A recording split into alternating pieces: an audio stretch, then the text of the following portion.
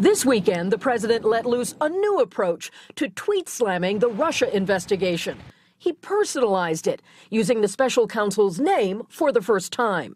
The Mueller probe, the Mueller team, and described investigators as 13 hardened Democrats, some big crooked Hillary supporters, and 0 Republicans. Campaign donations and voter registration histories show most of the legal team has Democratic ties.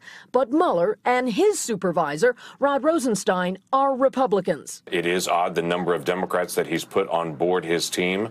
That does raise some flags in some sense there. The president has previously called Mueller honorable and fair, publicly insisting he would not remove the special counsel. Are you considering firing Robert Mueller? No, not at all. No, I'm not dismissing anybody. Saturday, Trump lawyer John Dowd called for an end to the investigation.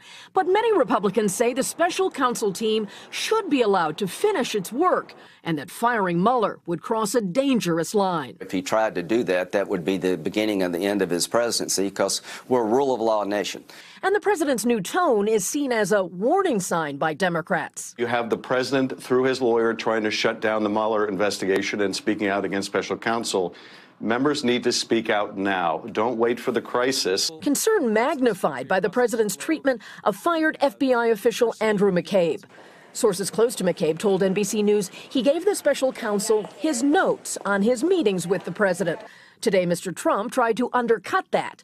He never took notes when he was with me. I don't believe he made memos except to help his own agenda. The president's made-to-order frustrations may cause more trouble, according to former federal prosecutor, Republican Congressman Trey Gowdy. When you are innocent, if the allegation is collusion with the Russians and there is no evidence of that, and you're innocent of that, act like it. New polling gives the president mixed feedback. President Trump's approval rating is up 4 points since January, according to a just-released NBC News Wall Street Journal poll. That puts his approval rating at 43%. But Democrats can find encouragement. When asked which party should control Congress, 50% of those polled picked Democrats, and that's a 10-point advantage over Republicans, who are in charge now. Hey, NBC News fans, thanks for checking out our YouTube channel. Subscribe by clicking on that button down here, and click on any of the videos over here to watch the latest interviews, show highlights, and digital exclusives. Thanks for watching.